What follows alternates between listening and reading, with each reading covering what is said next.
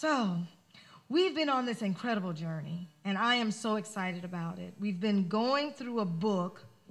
Now, mine is a different cover because it's an older edition. It's called The 12 Conditions of a Miracle by an author. Now, this version says Dr. Michael Abrams, but it's actually, I think his name is Dr. Michael Todd something, because the other version that we have is by Todd Michael. So, but it's the same exact book. I've laid them side by side and read them, and it's the same exact book. They're just in the newer version, he gives a little more information. So we've been going through this book talking about the 12 conditions of a miracle that were demonstrated when Jesus did the miracle of multiplication and the demonstration of expansion with the 5 loaves and the 2 fish. So I'm going to jump right in because he talks about them as conditions, the 12 conditions. And I feel better with calling them states of consciousness, because in this community we practice and we dwell about and we think about and we know about states of consciousness. So that's the place that I'm coming from. So if you hear me say condition or consciousness, just know that that's the same thing. Sometimes he uses condition. That's what he uses. I use consciousness. But today I'm going to do my best to get through the 3 of the conditions for a miracle. We've already gone through 1 through 4, and I'm going to renew them for you and for those of you who haven't been with us. And today we're going to go through 5, 6, and 7. So the conditions that we're going to go through today are, the conditions are giving, grounding, and seeing. But there's another word for the seeing, and I think, Gloria, you have the book, so you probably know that it's actually restoring the vision is actually the way that he uses it in the book. Okay, so let's begin. So, in centers for spiritual living around the world, and especially here in Orlando, Florida, we believe and we know that, and we call Jesus, and we consider him to be a master teacher. He is called the way shower. Our founder said it of him, and Jesus told us this about himself. Jesus made it his mission to spread the good news about God. He told us God is within us and that we are God at our core. And like him, he and our founder share this in common. We all live each day with a power at our disposal that has the potential to create new paradigms. As a whole, Centers for Spiritual Living celebrate the divinity of Jesus. We also acknowledge and celebrate the divinity of each one of us. We know and acknowledge that Jesus is the Son of God. We also acknowledge and know that we are all sons and daughters of this same God. We recognize that the kingdom of heaven was revealed through Jesus. We also recognize that the kingdom of heaven has the potential and can be revealed through us to the degree, as our founder says, that we become conscious of it, okay? So to the degree that we become conscious of it, we can reveal just as much of the kingdom as Jesus did, and even greater. He said himself that even greater. Jesus was referred to by the founder of this philosophy, Ernest Holmes, as the master teacher, the way shower, the great example. And for a good reason, because Jesus gave us in the miracle of the loaves and fish a wonderful blueprint for setting up the conditions for creating miracles.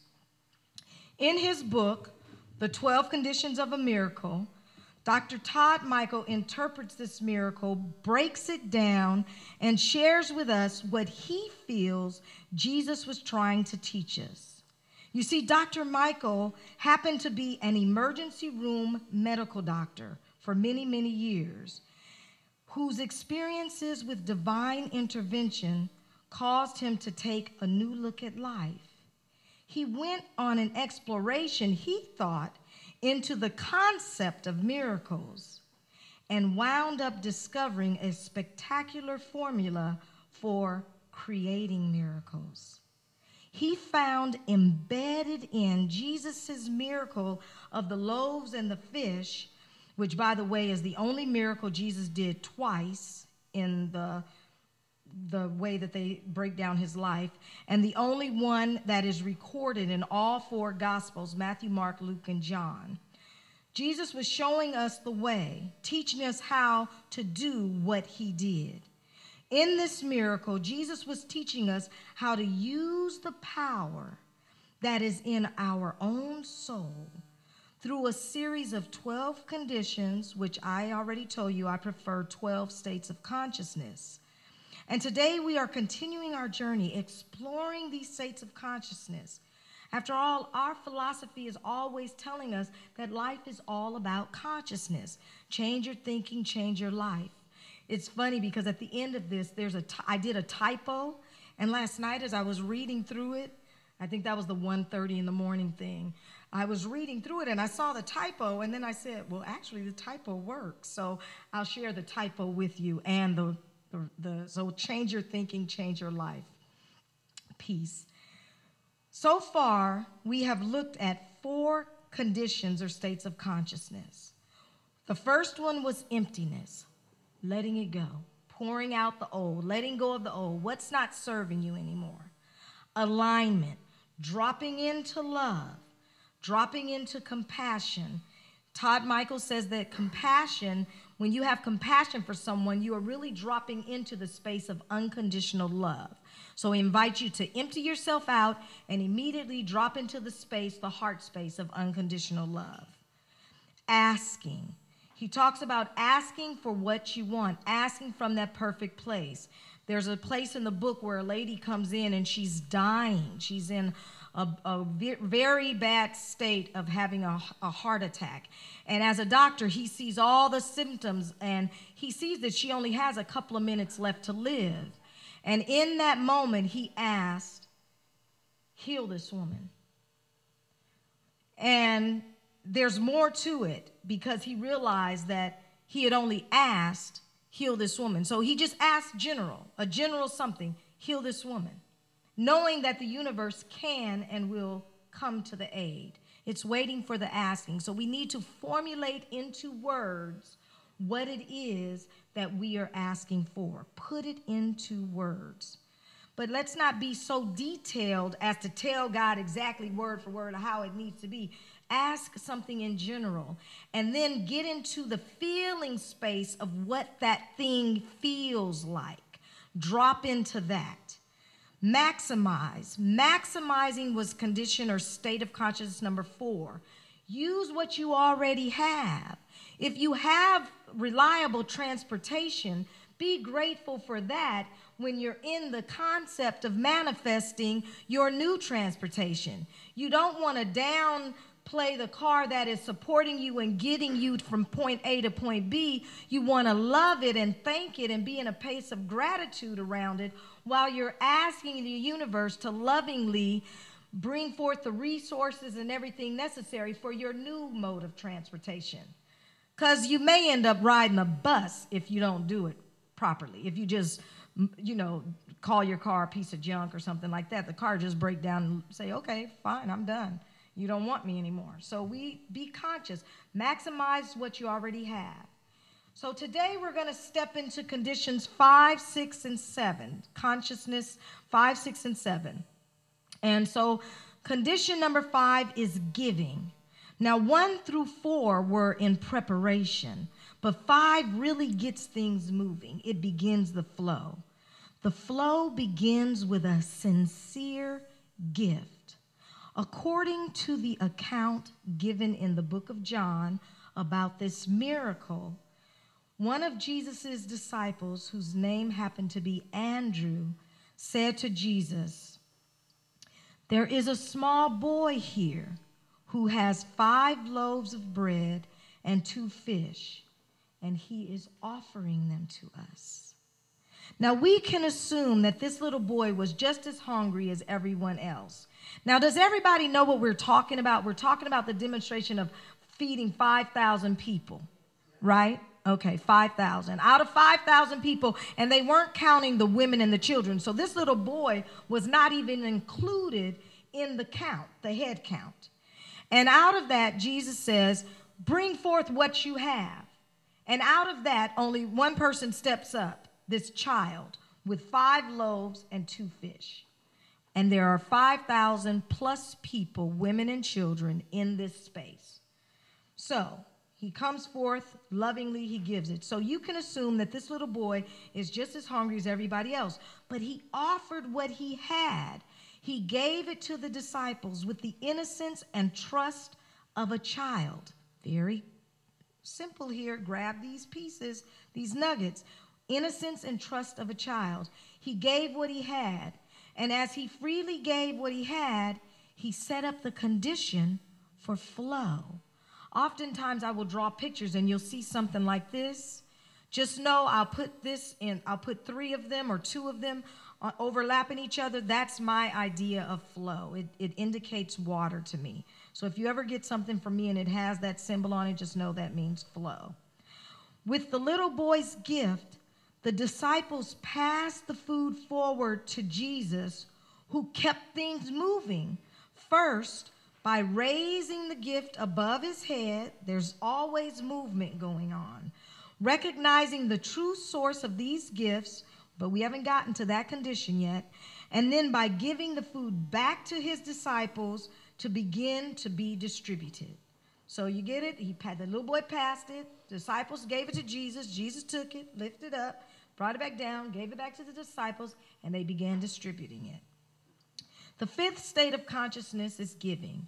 The act of giving relieves congestion and stimulates the flow and increase of resources. At Luke 6:38, we read, whatever measure you use in giving, large or small, it will be used to measure what is given back to you. Or as Ernest Holmes says on page 440 of the Science of Mind textbook, when the law of circulation is retarded, stagnation results. He goes on to say, it is only as we allow the divine current to flow through us on and out that we really express life. The law of giving and receiving is definite. It is definite. He goes on to say that Emerson tells us to beware of holding too much good in our hands. Now, I'm going to show you what this means, what he's saying. He's not saying anything about how rich you are or how much you have. He's not condemning that. How much you hold in your hand is like this. Okay, so if the hand is open to giving, it's also open to receiving. If it's closed, big difference. So the hand that's open to giving is also open to receiving, and the hand that's closed to giving is closed to receiving. Flow, stagnation. Flow, stagnation. You get it? Okay. So Fillmore in the book Prosperity on page 152 put it like this, and I love this. He says, I love it all. See yourself as a steward of God, handling and handing out his inexhaustible supplies. There's no end to what we have. In this manner, you are setting in action mental and spiritual forces that eventually bring large results into visibility. They come into play. Be happy in your giving. Just let it go. He goes on to say, God loves a cheerful giver. The Bible says that because his mind, the cheerful giver, and their heart are open to the flow of the pure substance of being that balances all things. When we give, we are being who we are. Ernest Holmes says on page 460, the love of God is the divine givingness, the eternal outpouring of spirit through its creation. Its creation? Its creation? It's us. We are its creation. When we give, we are coming from our divine nature. Here are some thoughts for activating the fifth condition before we go on to the sixth. Focus on the feeling behind the gift. Of course, the mere act of giving has the power, but the intent behind the gift is the real power. As always, the condition of a miracle work at the level of consciousness. The generosity and love motivating you to give are ultimately what stimulates the flow.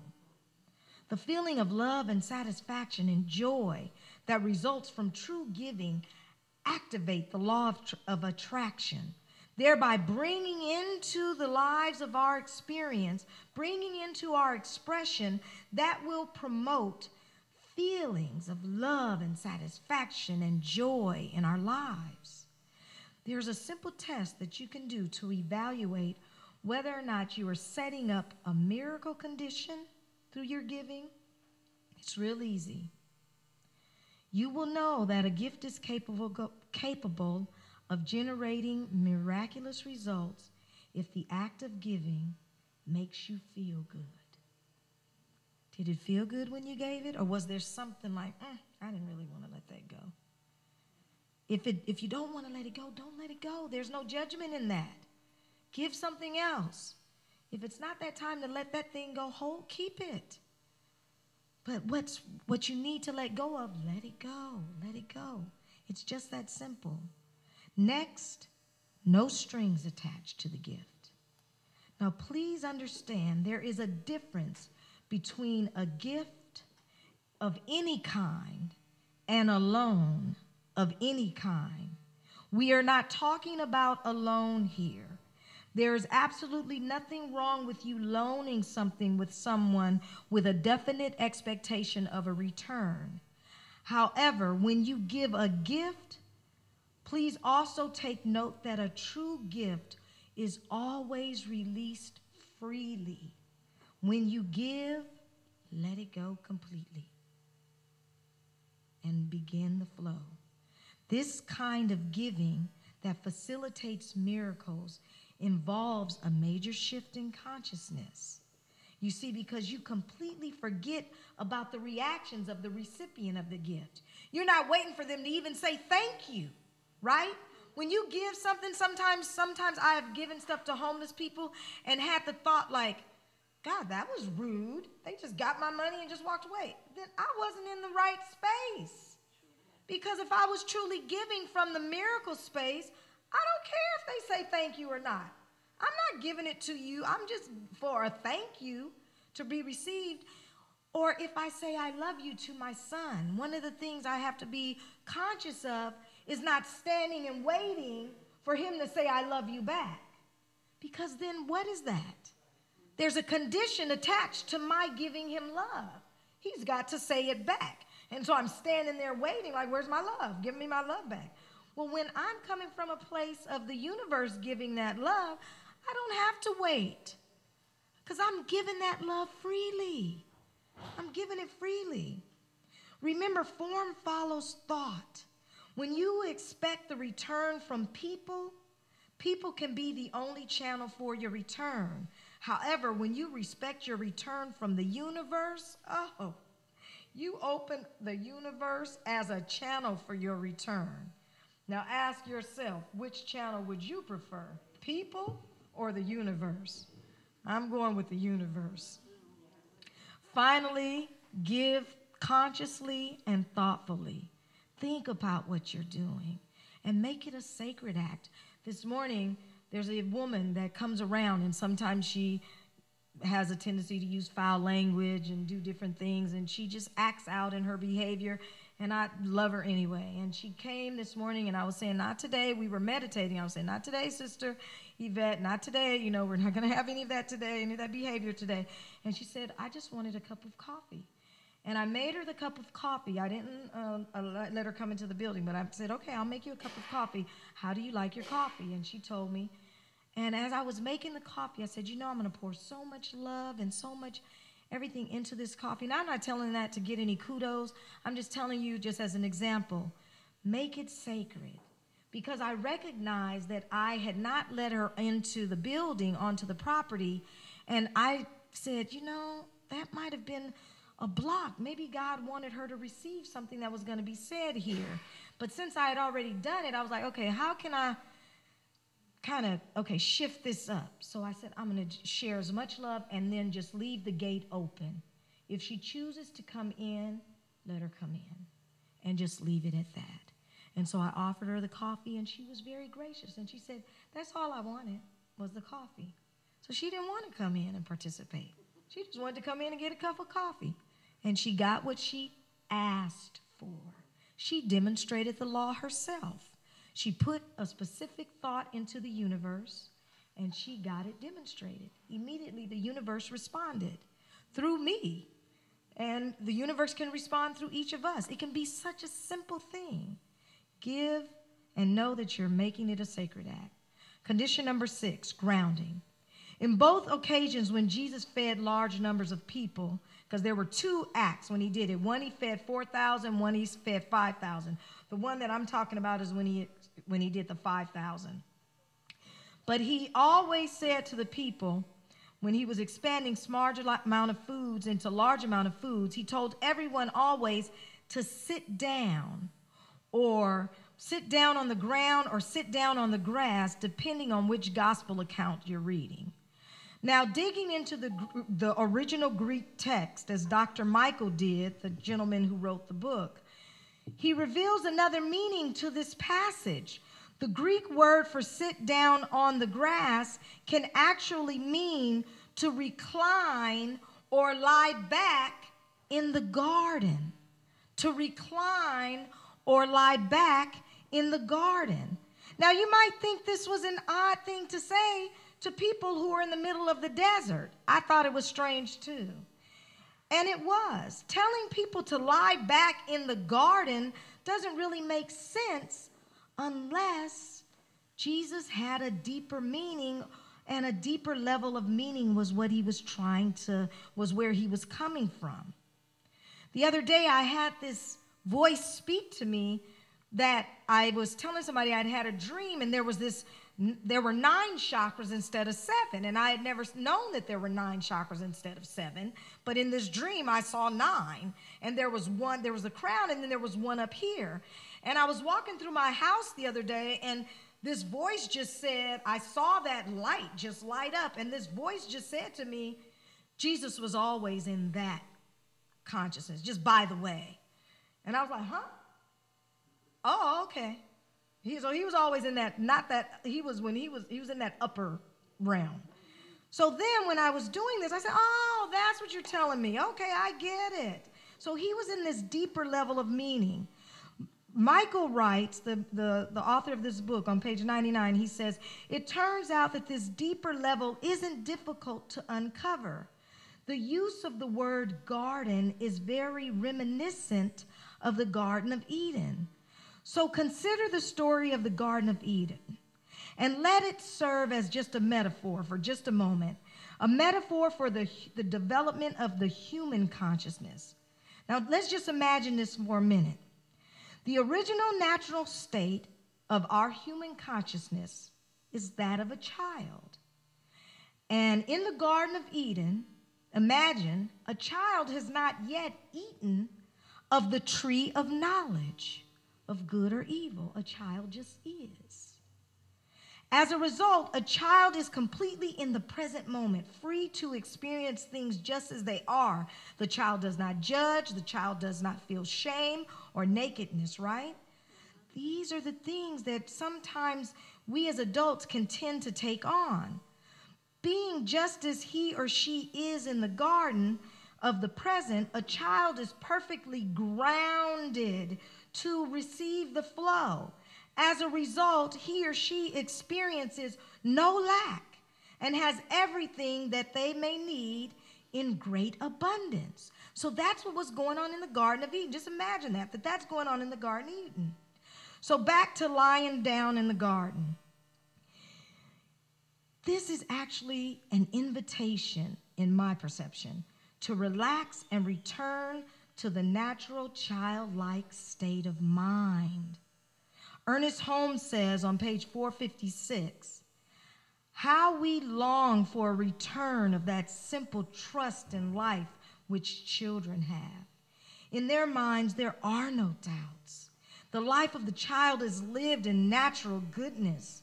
We must return the way we came as little children who know that life is good and to be trusted. When we open our consciousness in this way, the doors of perception will open, and you will be able to see the beauty and abundance that exists in great profusion all around us. And through this process of grounding, we will have put ourselves in a position to receive great abundance, our abundance. So let's activate the condition or consciousness of grounding by doing several things. Staying in the present moment as much as possible. The past and the future do not exist. Sit here for a moment. Take a breath. Okay. Now think of something that you want to happen tomorrow. Just quickly, tomorrow.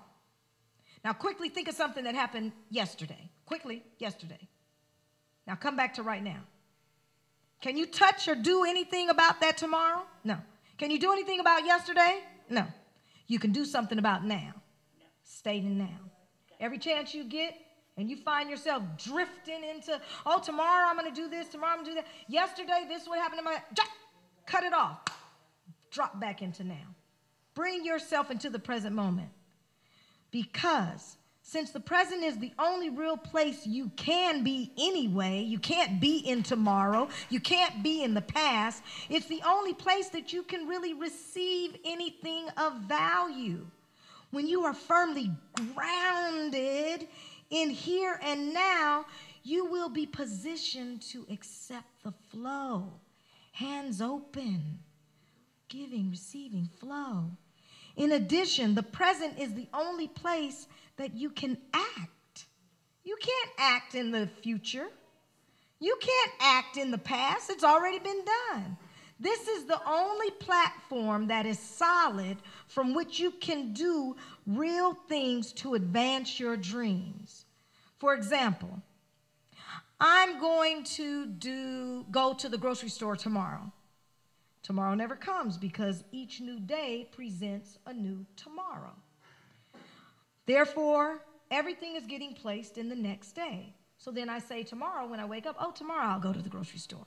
Tomorrow I'll go to the grocery store. Tomorrow I'll go to the grocery store. Tomorrow doesn't come. I got to go to the grocery store today. I have to make a conscious decision to go now. Otherwise, the food isn't going to just come and drop itself into the refrigerator. I might manifest a neighbor or somebody coming over and bringing me some breakfast or something, but come on, you got to get in the here and now. As you go through your day, as often as you can, return to the present over and over again. Wake up and prosper. We have about 10 minutes left, so I'm going to go on to condition number 7, consciousness number 7. It's called restoring the vision. So in the miracle condition,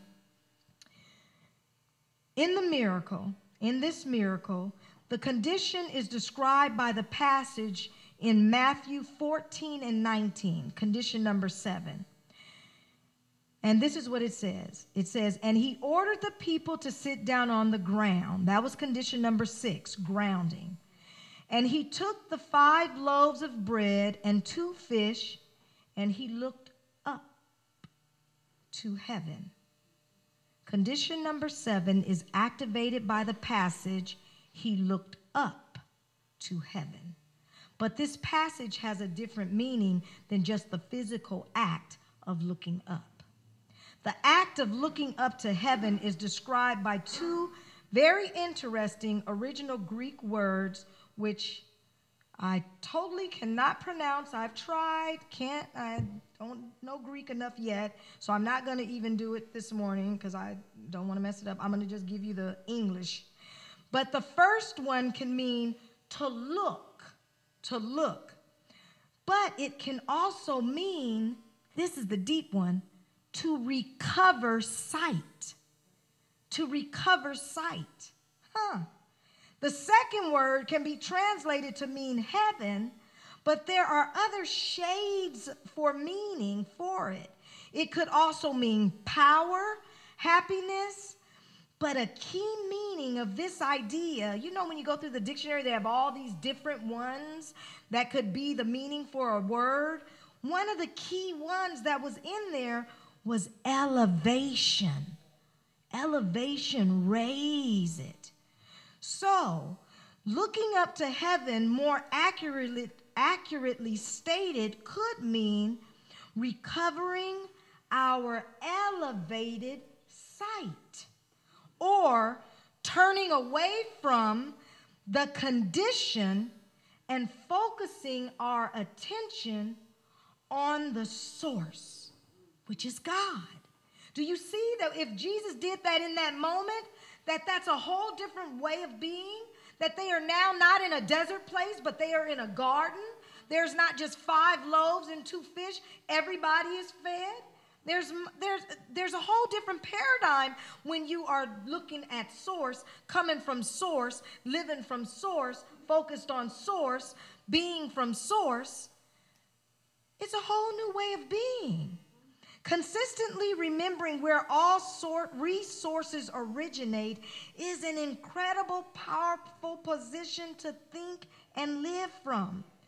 Dr. Michael writes on page 114, there is only one source, and because everything in the universe comes from this source, every individual kind of matter and energy is in reality a different form or manifestation of the same substance. Scientists are they're just now catching up to what spirituality and what we have been known as religious scientists and people who trusted in God forever have been knowing. People who had a spiritual connection with God always knew that there was this presence, this power, and that it was everywhere. And they worked from that place. So he goes on to say, what exactly is this primordial substance? As many quantum physicists have begun to suspect, it is not a subatomic particle like a lepton or a quark. It is consciousness. The channel or pipeline that connects us with the source is not made of tile, plastic, copper, clay. It is made of our consciousness. That's our pipeline. That's our connection. So when we reshape our consciousness, you reshape your reality. Or in the words of Ernest Holmes, our founder, this is where I did the little typo. 75 years ago in religious science, he says, change your thinking, change your life, right? But I wrote, change your thinking, change your lie. Get it? Isn't that brilliant? Change the lie.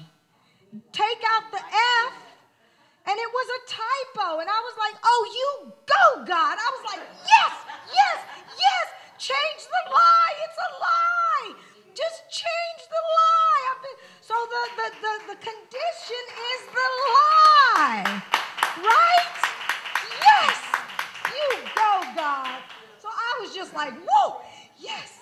I was like a boxer this morning. And somebody asked me this morning, were you up at 1:30? I was like, yes, I was up at 1:30 just going, I want to go to sleep, but you know, this stuff is going on. And my son was like, are you ever coming to bed?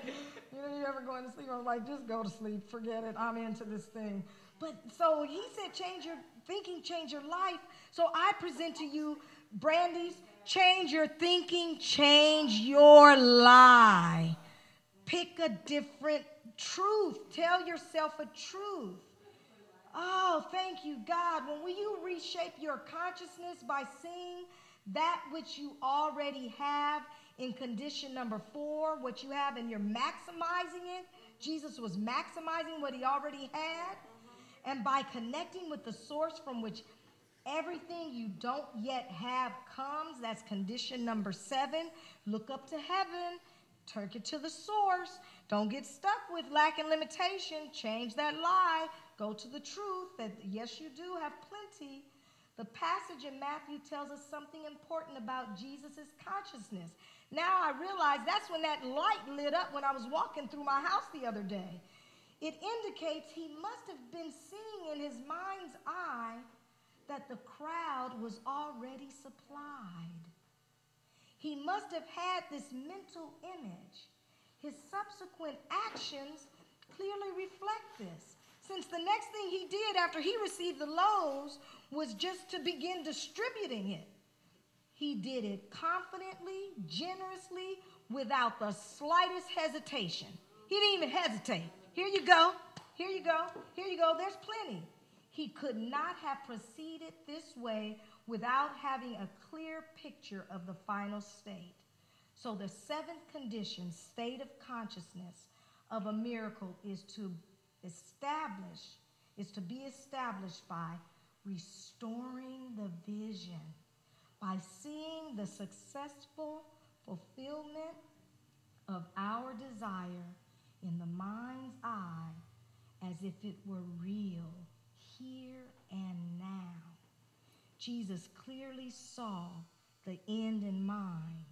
He saw the people fed. Amen? Namaste.